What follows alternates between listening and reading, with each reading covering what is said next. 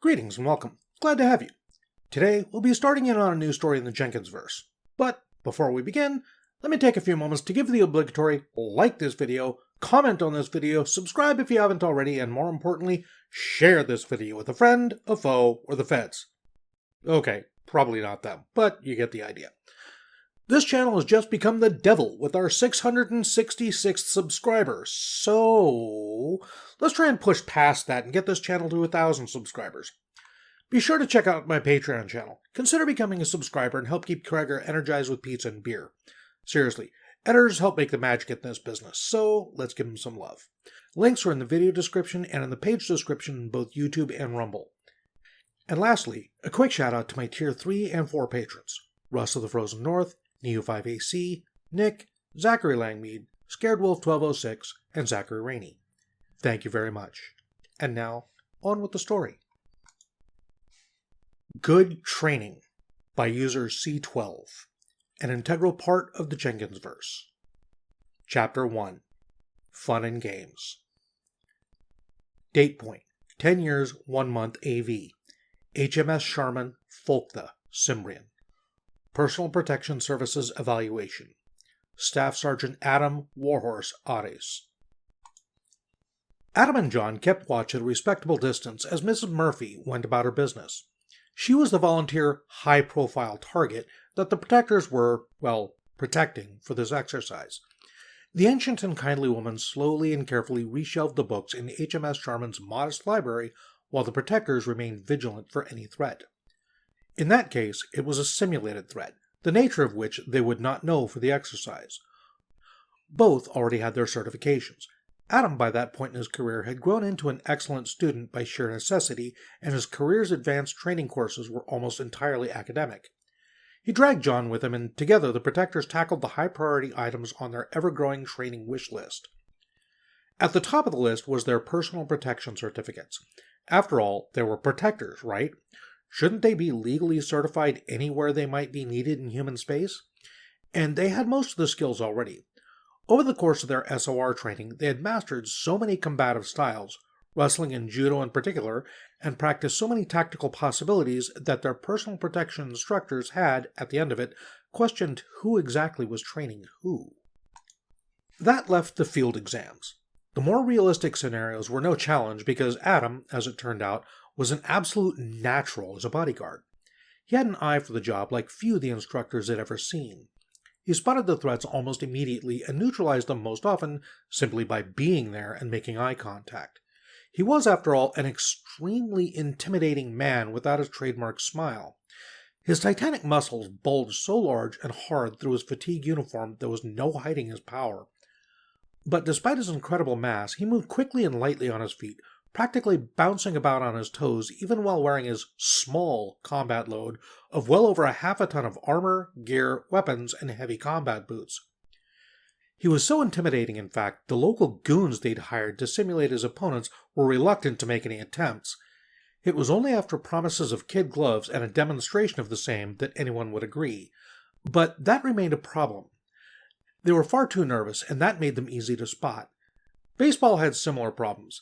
He may not have been as heavy or as strong as his massive fellows, but he was certainly taller and more nimble on his feet, and, like Horse or the aggressors, his dangerous speed was evident in bearing and presence, which, of course, ensured his set of goons were equally intimidated. That's when Firth hit upon using the aggressors. The reasoning was simple. Since both the protectors had amply demonstrated they could spot the threats and react, all that remained was demonstrating the protection itself. And who better to test them than the supreme close-quarter combat experts of the SOR? And so there they were, guarding a sweet old lady and her musty books. She seemed quite taken with the idea from the outset, though that may have had much to do with Adam's handsome puppy-dog smile and his habit of wearing sports jerseys or tank tops on active days, at least when he needed some form of public decency. Not that they hid much. His physical charisma was immensely compelling no matter what he wore. In fact, he was so big nowadays that he needed to tailor even those for the breadth and depth of his frame. All the men of the SOR suffered this problem to varying degrees, but Adam arguably had it the worst, being both the shortest and by far the heaviest man on the team. Fabricating nearly all of his own clothes, and many on the team as well, especially Firth and Burgess, was annoying, but had the added bonus of no logos, terrible slogans, tap-out flavor, or any other aspect of the gym douche culture they so very much hated. Of course, when Mrs. Murphy learned of his sewing, her eyes lit up, and she wondered if he would be willing to join her needlework group, and inquired if perhaps the SOR would supply her friends with projects as well. John, being his best friend, ensured he would never hear the end of it, but the SOR didn't complain. Clothing was becoming a major personal expense for all of them. Adam found a polite way to decline, and did so. Undaunted, she agreed to the exercise, stating an adventure with the two big and handsome lads would be a welcome change of pace. And like seemingly every woman Adam encountered, she immediately discovered his propensity to blush and grin sheepishly when flirted with or teased. The poor boy really was easy. A sound. Both Adam and John noticed it and closed around Mrs. Murphy. They were in the middle of the stacks, which would make an ambush the worst possible thing. The central promise was that the SOR would cause no damage to anything, but Firth was in charge, and he was, well, an intense personality. "Ma'am, we need to move." "But I am not—" "Now, ma'am." "Oh," as realization dawned. "I see. Well, lead the way." They hastened their exit. A corner approached, which Adam silently cursed.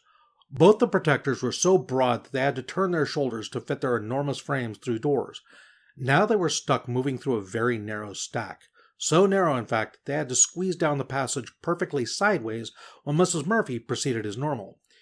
Even then, the depth of their chests and back threatened to damage the stacks, and that was with their packs carried at their sides instead of worn. John took point. He made a textbook examination of the T intersection to the larger walkway, found nothing, and proceeded forward. Sadly, what he neglected to do was check underneath the enormous circulation desk forming the perpendicular surface of the T. It directly faced the narrow corridor from between the stacks. Cautiously, Adam encouraged Mrs. Murphy to move forward.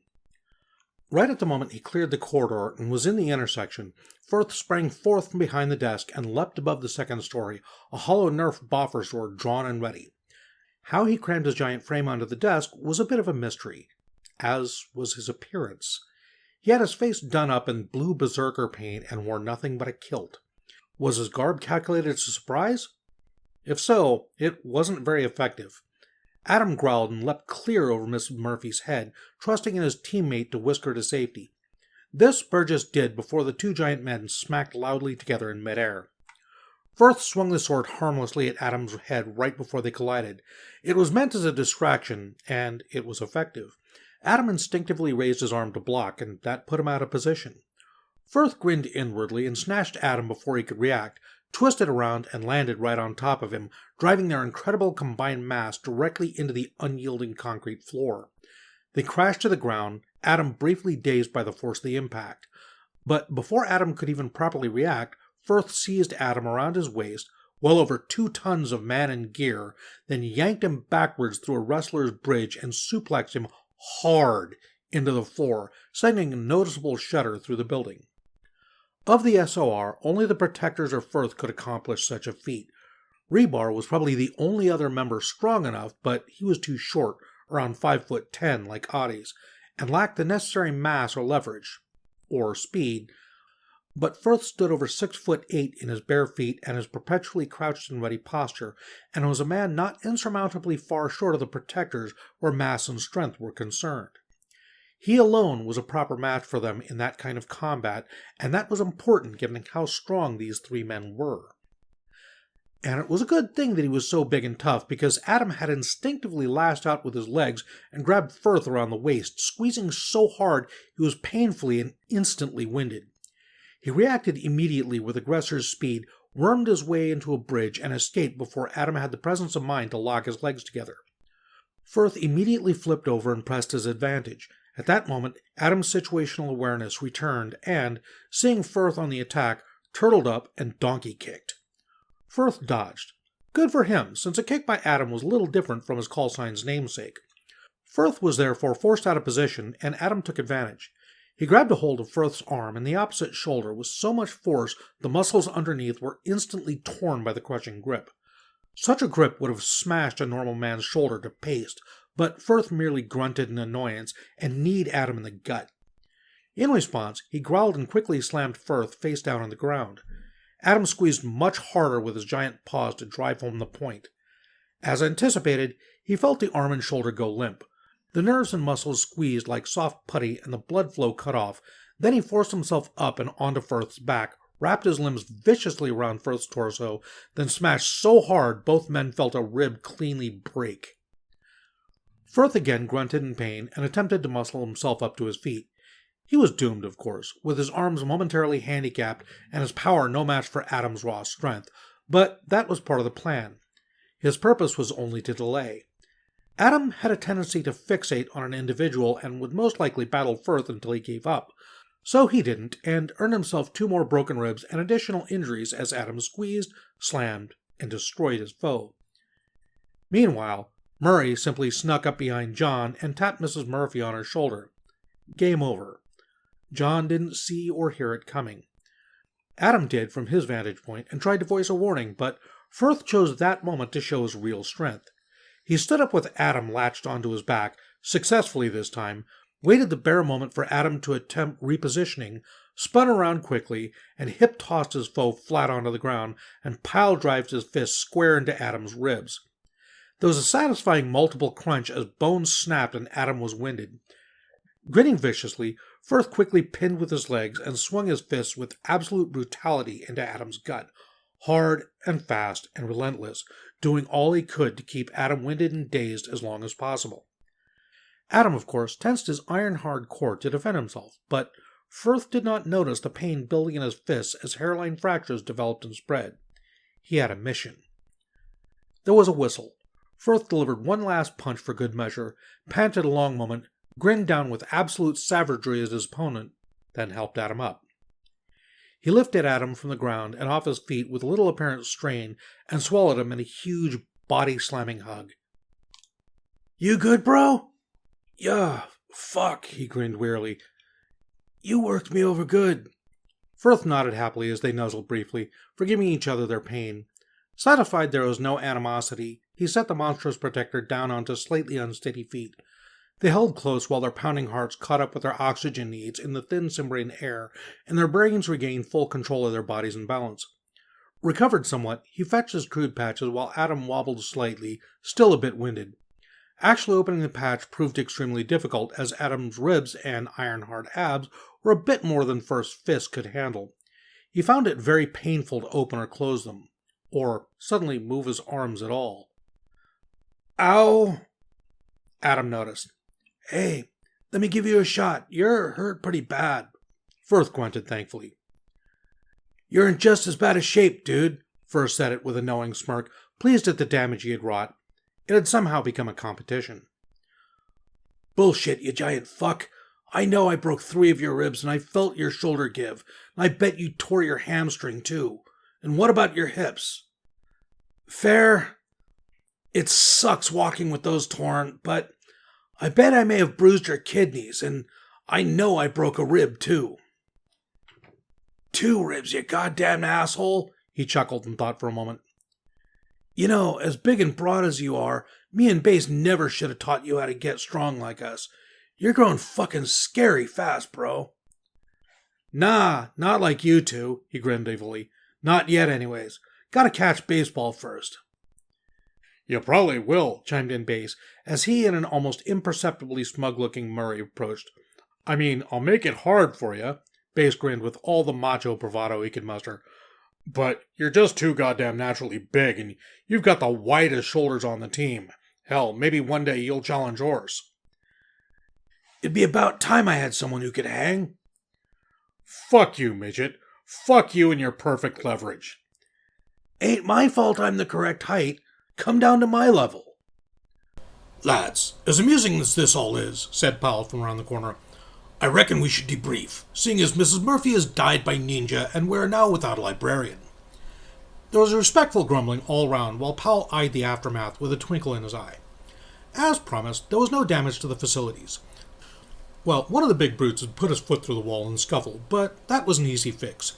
He apologized and promised immediate repairs, while Mrs. Murphy assured him that it was not a problem, and they could kidnap her any day. She smiled a wicked little smile as she said this, which, coming from an elderly woman, was always a bit disconcerting. They walked away after shots were given and bodies stretched to place muscles and bones in their correct location, and sufficient time had passed to ensure a proper set by the crew D. Adam had taken a particularly vicious pleasure in reseating Firth's shoulder, forcefully.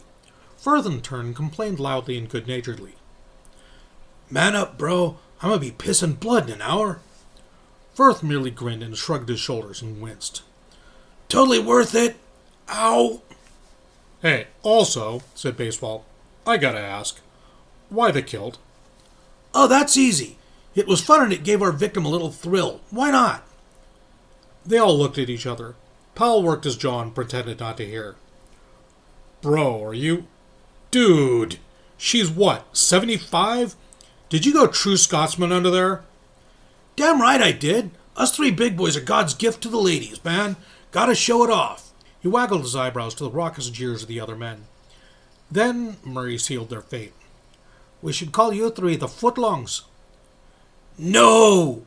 Adam's mortified reaction was loud and instant, thus ensuring the epithet's unavoidable and permanent assignment. Hell yeah, we should, Baseball could not help but enthuse. And Horse is our natural leader. Firth and Burgess high-fived and grinned the smuggest grins a man could possibly grin. Adam wasn't as pleased. God damn it, it isn't! Like showing it off, do you, Righteous? Rebard joined them once they had exited the library. His tone was more than a little menacing. Well, in that case, perhaps you'd like to rework the Zen garden over by the ladies' barracks. I think it needs to be bigger, too. Much bigger. Firth deflated almost instantly. Yes, Sergeant First Class. And since you seem to be so uninhibited, you can wear those hot pink ranger shorts Horse made for you last Valentine's, too. Wouldn't want the ladies to miss out. His ears went beet red. Yes, Sergeant First Class. Oh, and you had best finish that garden by this evening, or I'll find additional duties, do you understand? I will ensure the females will be notified to keep you on task. All present recognized this as some truly cruel motivation. The women knew exactly how to put men of the SOR in their place. Rebar nodded, left to take care of other matters, and left the men to their fates. Adam and John couldn't restrain their smiles. Neither could Firth. Lads, was it really necessary to go so hard? Both injured men grinned that special smile brought on by pain and brotherly bonding. For this purpose, yes, sir, explained Firth, still in his berserker paint. His shoulder and arm were bruised, an alarming livid purple, and where Adam's fingers had squeezed their crushing grip, it was nearly black. The point of the exercise wasn't to win or lose. Frankly, it's generally impossible to predict close-quarters interactions like this. The point of the final exam was to see if Horse and Base have game, and they do. He nodded solemnly at the protectors. Is that your professional opinion, Firth? Yes, sir. Used to be a trainer myself. It's all in my file. Aye, and that always entailed such vigorous testing, did it? Firth grinned his savage grin. It did with me, sir. The STS flat forbid me from testing any of the men on the teams. That's because I sent several civilian students to the hospital in my very first class. Tough fuckers, all of them, but you know what? They passed. I tested them like I was genuinely trying to break them, and it's the only way to do it right. Go big or go home. Worked out good for them, too. The local bosses who watched the evals, they hired those bros on the spot. This one little guy, I cracked his sternum with a punch, but he managed to kick me right in the nuts and floored me. Then I sort of lashed out and broke his legs, and, a bunch more of them, I guess. Don't really remember, but he'd passed. The principal got away. The kid had to spend some time in traction, but he still got hired. He smiled broadly. No employer picked up his medical bills, too.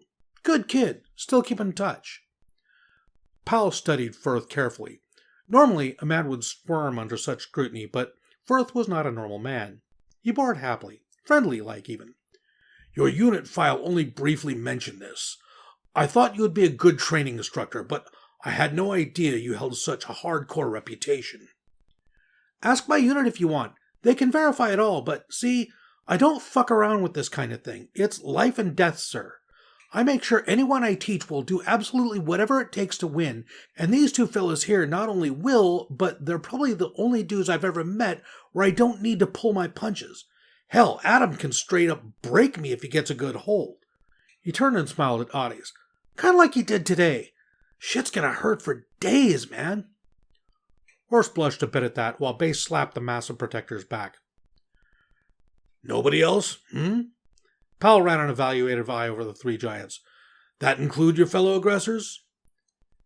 Yep. It was a blunt and honest assessment. Murray's just a bit too ninja for me to win a quick fight, but he'd break the second I got my hands on him. Blazinski, he snorted in approval, he's like a slab of iron, the little shit. Almost as hard as Horse. Gotta wear him down first, but I can. Just takes a little longer. And me? Now that was a rare challenge. One Adam and John had never thought they'd see. Firth considered the matchup carefully.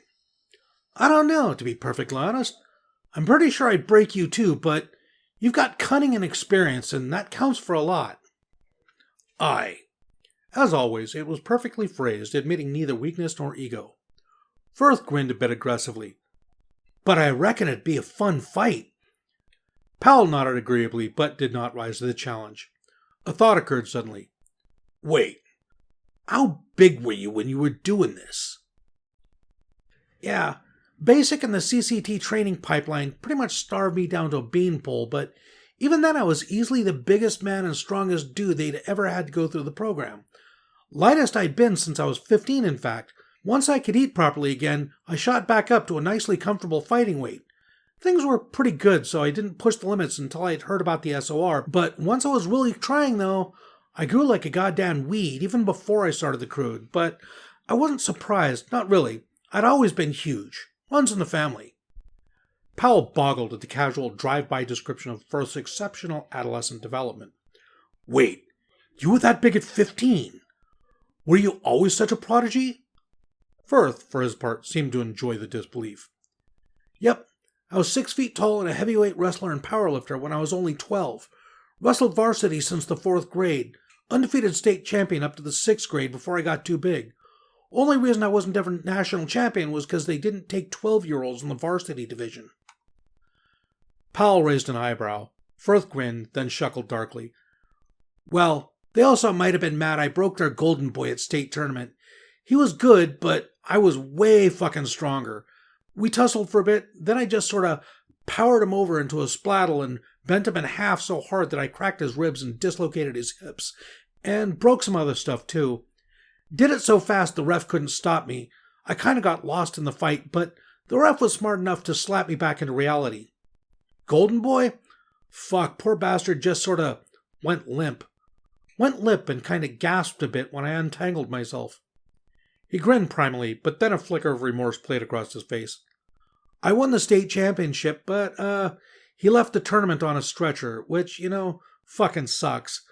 I kind of wish I hadn't ended the match like that. I mean, I wanted to win, but not ruin his wrestling career. Fuck. First slumped, growing genuinely sad as he told the tale. He was a good dude, He was my hero. He'd been recruited by Iowa State, but, well, I broke him so hard he lost his ride. I felt real bad about it, so I hung out at the hospital while he healed up. I also snuck him, chocolate and beer and stuff. Whatever I could do to cheer him up. Man, I hope he ain't still mad at me. Powell eyed Firth warily. Did the lad recover? Oh, yeah. He had to do some physical therapy, but he weren't, paralyzed or nothing, thank God. I hear tell he stayed active and in shape, but he never wrestled again. His hips are always loose after that, I guess. You said you hope he isn't still mad. Would he have reason to be? Not really. I mean, he did really good for himself after that. Went into theoretical physics of all the fucking things. Smart little shit. Firth shook his head to free his thoughts from the nostalgia. Anyways, that whole thing meant I had to give up wrestling before I started high school. Pretty soon I had to give up football too, right after my freshman year. I didn't hurt anybody on the field, but I did come close a few times. They let me finish the season, state champions, and then we all decided it was probably best if I drop out of team sports. So I took up MMA and every martial art I could find, along with powerlifting and all that on top of fucking farm work. No other way of getting my aggression out, you know? Spending a few hours every day after chores beating on bags and lifting shit kept me out of trouble for the most part. Then I found out about CCT and decided there'd probably be one thing outside of throwing bales I'd be good at. And, this and that happened, and here I am. Everyone glanced at each other quickly. Firth smiled happily. Right. And now you're one of the biggest on the team? Yep. Little over 1250 now, which is like 450 more than Rebar, who's the biggest guy on the team outside of us three. He smiled, deeply pleased with himself. Then in an almost disbelieving tone, but fuck, these two? I'm way behind. Fuck. Firth chuckled while Aries grinned proudly and happily. Dang, commented Baseball. You're catching up fast. Righteous smiled happily, pulled Baseball into himself, and snuggled their heads together with puppy-like affection. Yep, still ain't nearly as strong as you, but I'm gonna get ya, and I'm just as fast as you both after you all left me in the dust last year. Finally strong enough. He smiled his crazy smile again. But I ain't growing exactly like these two miracle boys just yet, and they only taught me how they do it like 6 months ago. Horse will probably get a lot bigger before I catch up, maybe. Powell remembered a time when such numbers would boggle his mind, but being over 450 himself and the smallest man on the team, he could only marvel in an abstract manner at what could happen when human biology was fully unleashed. So, instead of shock, he merely asked, "Why are you two so far ahead?" Adam considered. "Well, medical thinks it's 'cause he's full adult, sir. Base and I are kind of stuck in young adult mode. It'll probably be a while before Firth can do the same. More aging damage to repair, maybe." He shrugged. Crudy was new territory for the human race, and he didn't pretend to have any special knowledge of what would happen next. They didn't put that in their report. Powell considered that piece of info. He'd need to debrief medical a bit more thoroughly. "It's just a theory.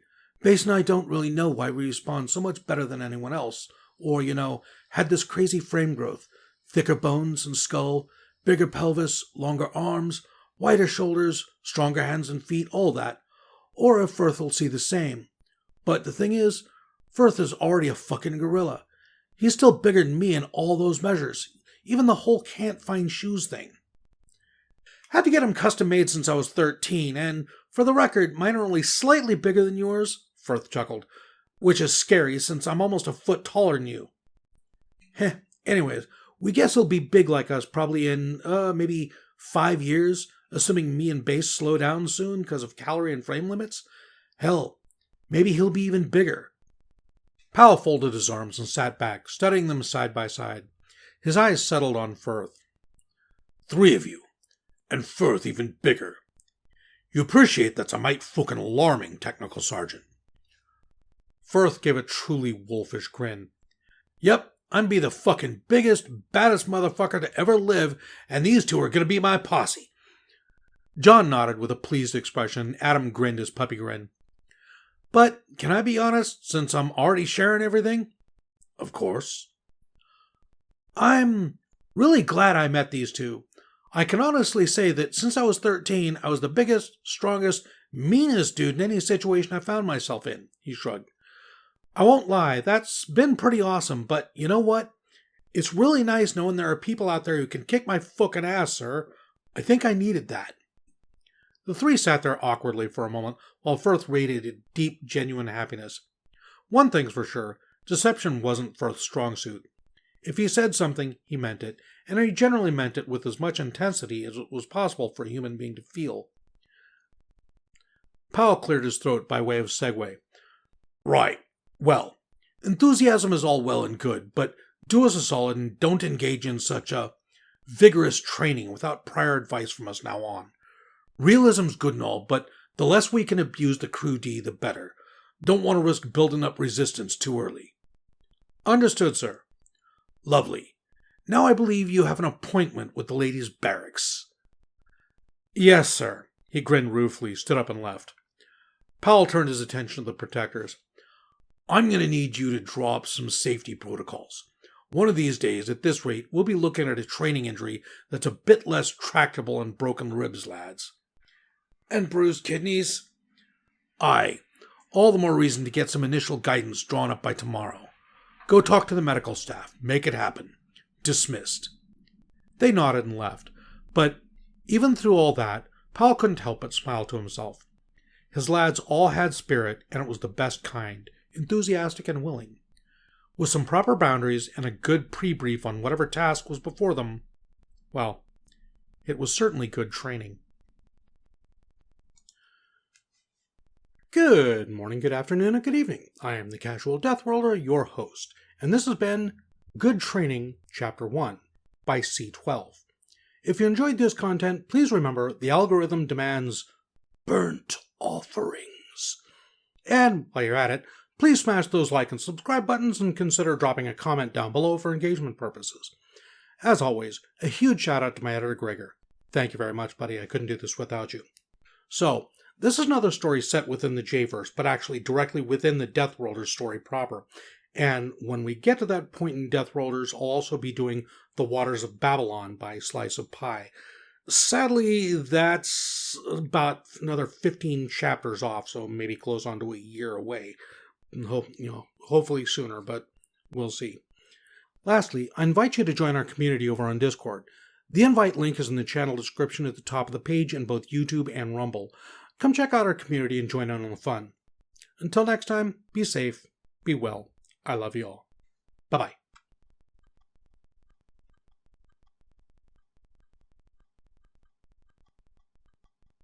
Okay, Gregor, it's time once again to do the thing. So let's get thingin', shall we? Thing, thing-a-thong, thing it loud, all day long.